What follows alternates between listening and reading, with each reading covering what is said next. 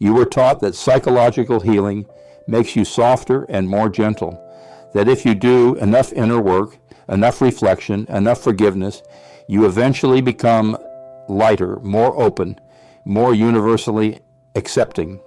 This is one of the most persistent distortions in modern psychology and spirituality. It is comforting, socially convenient, and completely inaccurate. When an empath heals in a real integrated sense, they become precise, not softer. A healed empath does not become endlessly available. They become selective. Likewise, healed empaths do not radiate unconditional openness. They radiate clarity, and clarity is disruptive to any system that depends on your unconscious participation. The healed empath is not gentle by default. They are calm because they are no longer fragmented. And calm, when combined with perception, is one of the most destabilizing forces in human interaction. People sense it immediately. Something in you no longer leaks. Something no longer reaches outward for alignment. Something has closed its unnecessary doors while leaving essential ones intact. This is integration, not to be confused with withdrawal. Before that integration occurs, the empath exists in a state that is rarely named correctly. It is often romanticized as deep sensitivity or heightened intuition. But clinically, it is a nervous system conditioned for hypervigilance without containment. The empath learns early that safety depends on reading environments accurately. You learn to track toned shifts before words change. You notice micro-expressions before others. Consciously register them. You detect emotional incongruence in real time. This is far from mystical. It is pattern recognition trained through necessity. In many cases, the empath grew up in an environment where the emotional weather was unstable. A parent whose mood determined whether the day would be safe or volatile. A caregiver who oscillated between closeness and withdrawal. A family system where what was said verbally contradicted what was happening emotionally. In those conditions, your nervous system adapted by expanding its perceptual range. You learn to monitor, constantly to anticipate, to adjust. Missing a signal had consequences, so your perception sharpened. But what did not develop alongside that perception was containment. You learned how to read others before you learned how to remain separate from what you read. You learned to feel without learning how to filter. And over time, that lack of filtration became identity. You went beyond just noticing emotions to actually absorbing them. You didn't just register distress, you internalized it. The boundaries between your internal state and the emotional states around you were never properly defined. This is what Carl Jung referred to as unconscious participation, the inability to differentiate between what belongs to the self and what belongs to the other. For the empath, unconscious participation becomes chronic. You walk into a room and leave feeling drained without understanding why. You carry sadness that has no narrative origin in your own life. You feel responsible for tension that predates your arrival. You experience guilt without having committed harm. And because the state develops early, it feels normal. You assume this is what compassion is. The unhealed empath organizes their life around this absorption. You become the one who understands everyone, the one who listens, the one who makes space. You become emotionally fluent in others while becoming illiterate in yourself. Your internal signals become faint compared to the volume of external input. When asked how you feel, you pause, you scan the environment. You answer based on the emotional climate rather than your own state. This is not selflessness, it is self-erasure that has been reframed as virtue. Over time, this erasure creates a paradox. The more perceptive you become externally, the less coherent you feel internally. You can read everyone else clearly while feeling increasingly disconnected from your own center. You know when others are lying, but you doubt your own knowing. You sense danger, but override it to preserve harmony. You detect manipulation, but explain it away because Confrontation feels more threatening than absorption. Your intelligence is turned outward. Your boundaries remain underdeveloped. This is why unhealed empaths often attract certain personality structures. People who externalize responsibility, people who offload emotional labor, people who avoid accountability by dispersing their internal chaos into others. You become the container for what they refuse to hold, not because you choose it consciously, but because your system has been trained to receive without question. And the longer this pattern persists, the more it reinforces itself. You become valued for your tolerance, your patience, your understanding. You are rewarded for enduring.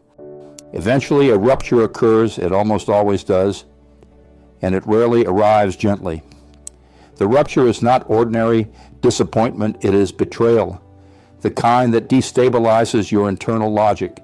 Often it involves the person you invested in most deeply, the one you protected, the one you gave the benefit of the doubt to long after evidence suggested otherwise, the one you believed would never exploit your openness, and then something becomes undeniable. They have been using your empathy as a resource, not maliciously in all cases, but instrumentally. You were not seen as a full subject. You were seen as a function. This moment is pivotal, not because it hurts, but because it collapses denial. You can no longer explain away what your perception has been signaling for years. You see the pattern clearly, not just in this relationship, but across many, and you are forced into a choice that can no longer be postponed. Continue absorbing and preserve the relationship at the cost of yourself, or trust what you know and risk loss. This is where integration begins, not with forgiveness, not with understanding, but with honesty. The honesty that you have participated in your own erosion, that each time you ignored your instincts to avoid conflict, you committed a small act of self-violence, that your compassion became indistinguishable from self-abandonment. This realization is not gentle, it is sobering, and it initiates contact with the shadow. The shadow, in Jungian terms, contains all the aspects of the psyche that were disallowed. For the empath, this includes aggression, anger, refusal, detachment, discernment, and the capacity to sever. These qualities were labeled selfish, cruel, or unloving early on. You learned that expressing them threatened connection, so they were suppressed, not eliminated. Suppressed, and what is suppressed does not disappear. It accumulates, it waits.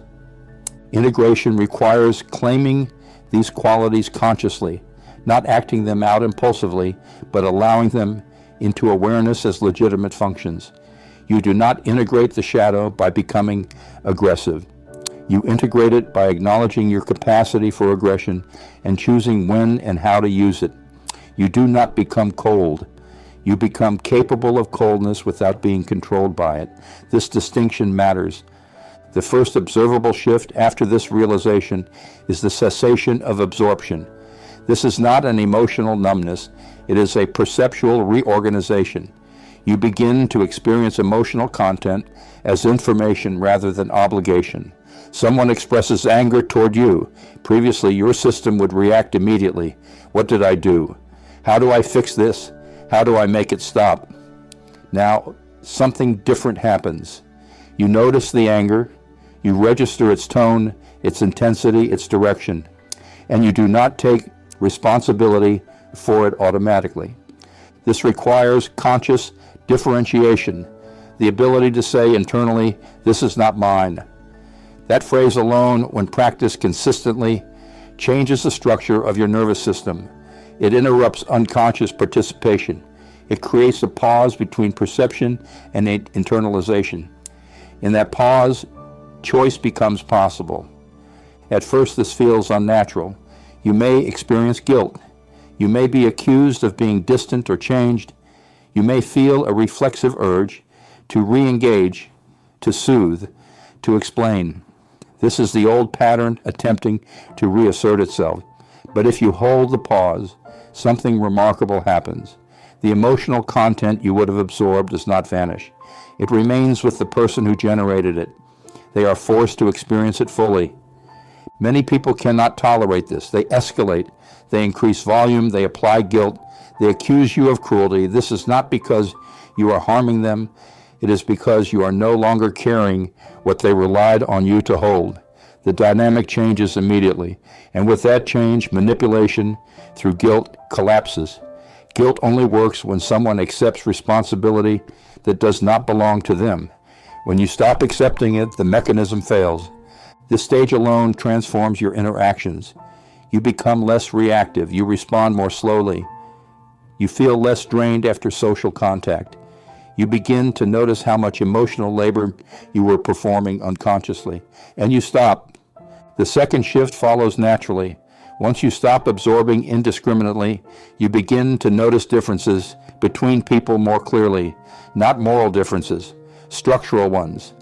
You observe how some individuals respect boundaries without resistance. Others test them. Some take responsibility for their internal states. Others externalize them. This information was always available to you, but previously you overrode it in favor of harmony. Now you begin to apply selectivity. This is not avoidance, it is discernment. You recognize that your capacity for depth, presence, and understanding is not infinite, and you decide where it is invested. You stop offering full access by default. You become a threshold rather than an open door. This is where many misunderstand healing. They assume selectivity is judgment. It is not. It is pattern recognition applied to resource allocation. You are no longer willing to invest deeply in relationships that require you to diminish yourself. You notice quickly who can tolerate your boundaries and who reacts defensively to them. And you treat that reaction as data, not something to fix. Your language changes. You stop over-explaining. You stop justifying. You say no without providing a narrative. You set limits without apologizing for them. This does not come from anger. It comes from clarity. You are no longer negotiating your right to exist as a separate entity. At this stage, the Kurtzig, the distinction between niceness and kindness, becomes operational. Niceness prioritizes comfort. Kindness prioritizes truth. The unhealed empath was nice at their own expense. The integrated empath is kind, even when it creates discomfort. Kind enough to let people face consequences. Kind enough to withdraw from dynamics that require self-betrayal. Kind enough to refuse roles that keep dysfunction intact. Your presence changes. People feel it. Some feel relieved. Others feel threatened. Those who relied on your unconscious availability sense the shift immediately. They may attempt to reassert the old dynamic through nostalgia, guilt, or accusation. They may say you've changed. They are correct. You have. The third shift is the most advanced and the least discussed. It is the transition from empathic perception to predictive perception. This is not mystical foresight. It is statistical cognition developed through lived experience. Every interaction you have ever absorbed has left a trace. Every emotional pattern you attract unconsciously has been logged. The difference now is that you trust this database. You begin to see sequences instead of isolated events. A tone precedes a request. A compliment precedes a boundary violation. A story precedes an obligation. You recognize these patterns early, sometimes within seconds. And because you're no longer obligated to maintain harmony at all costs, you act on that recognition. This is what makes the healed empath appear intimidating to those who operate unconsciously. You see the move before it is made, and you step out of the way, not dramatically, quietly. You disengage before manipulation escalates. You withdraw access before damage accumulates.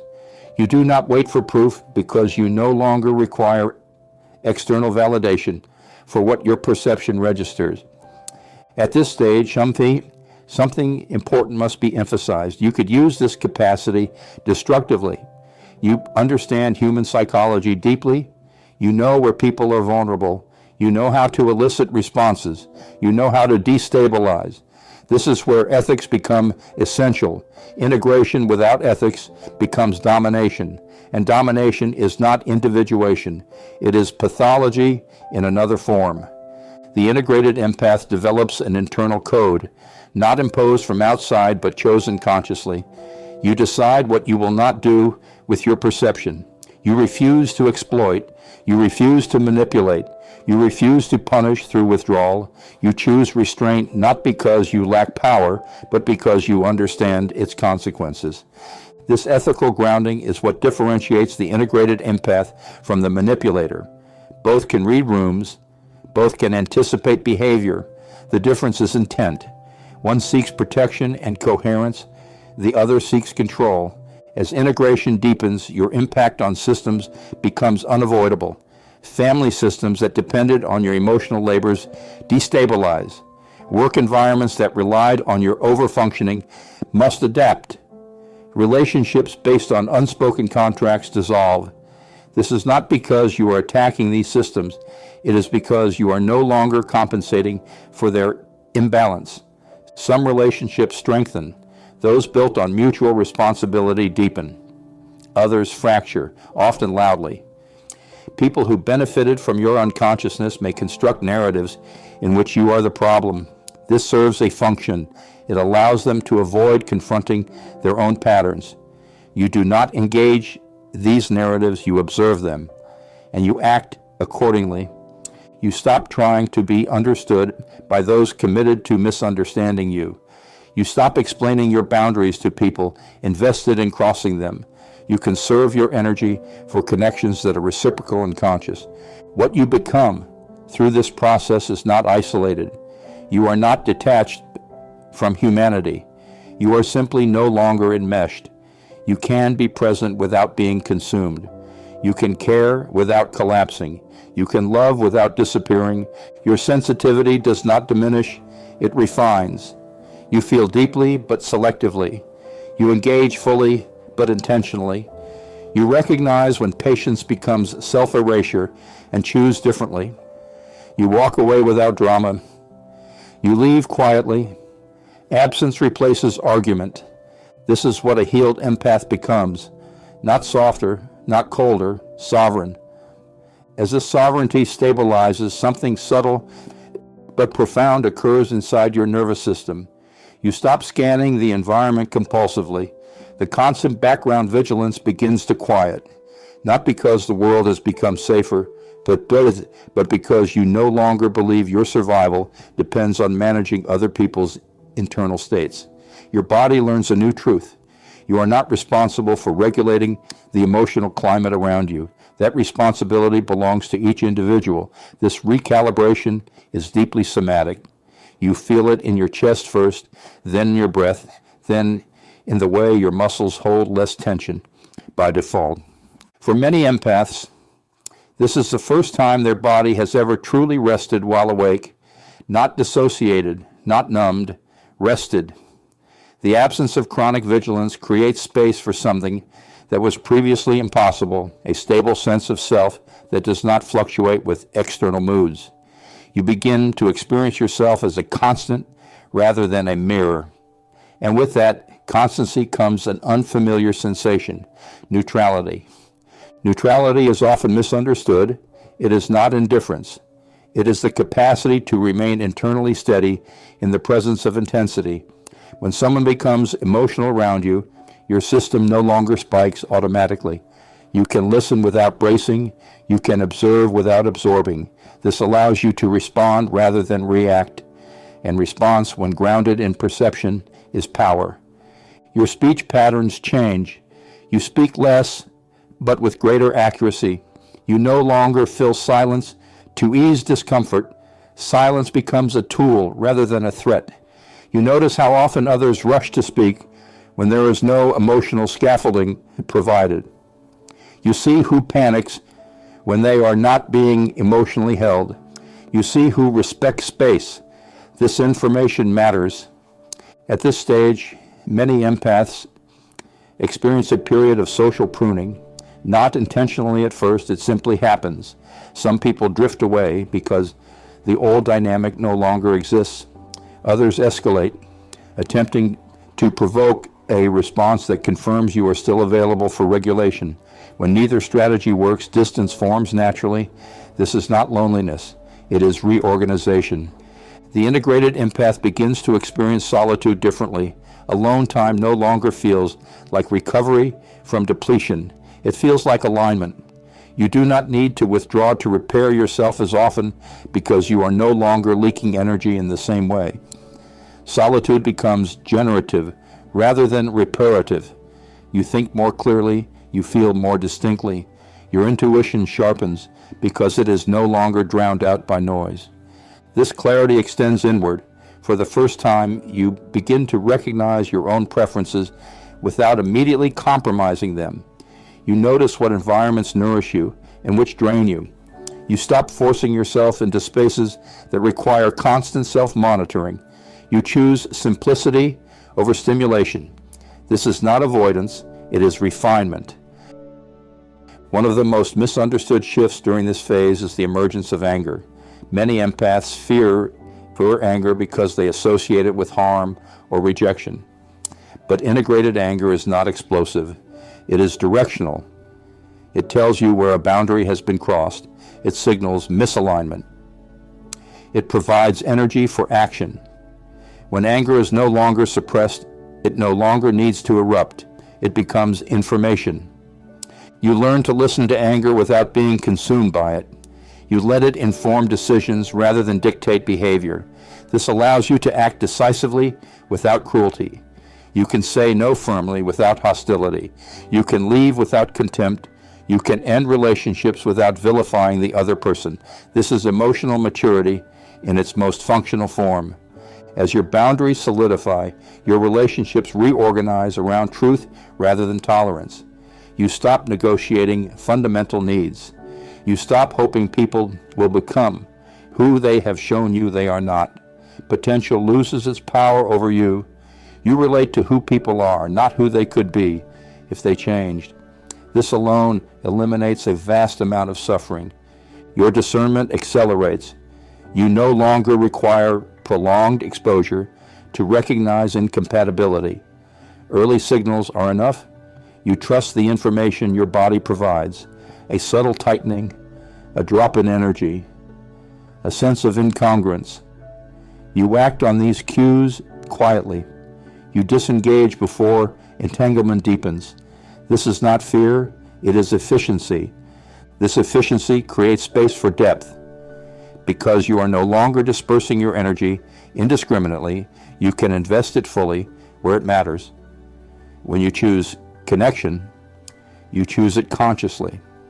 You are present without scanning. You listen without strategizing. You care without calculating cost. This is what true intimacy feels like. Mutual presence without extraction. People who meet you in this state often remark on a sense of calm intensity. You are warm, but not porous. Open, but not unguarded. Attuned, but not invaded. This combination is rare because it requires both sensitivity and strength. Most people develop one at the expense of the other. You have integrated both. This integration alters how you handle conflict. You no longer seek to resolve tension immediately. You allow it to exist. You observe how others engage with it. Do they become defensive? Do they externalize blame? Do they take responsibility? Do they listen? Conflict becomes diagnostic rather than destabilizing. It reveals structure. When repair is possible, you engage it cleanly. You name the issue directly. You state your boundary. You listen to the response, and you decide. You do not chase closure. You do not force understanding. You accept what is offered and act accordingly. This removes drama from the equation entirely. For those accustomed to emotional chaos, your calm can feel threatening. They may interpret it as superiority or detachment. This is projection. Your stability highlights their instability. Your boundaries expose their lack of them. You do not correct this perception, you let it stand. Truth does not require defense. As time passes, you begin to notice a deeper shift. Your empathy itself changes quality. It becomes less reflexive and more intentional. You no longer feel compelled to understand everyone.